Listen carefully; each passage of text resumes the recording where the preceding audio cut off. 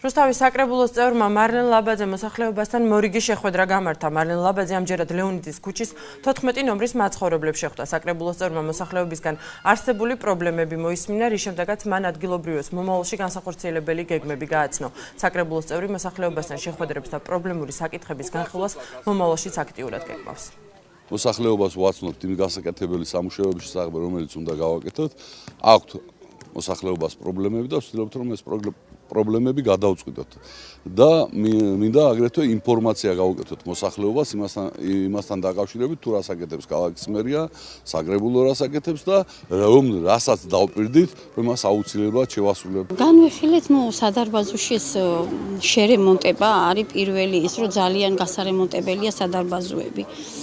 ხო, ეს არის საჭირო, ეს ბავშვების გასართობი ის ადგილი გვინდა მოედანი, იმიტომ რომ ძალიან ბევრი ბავშვები არიან ჩვენ სეზონში.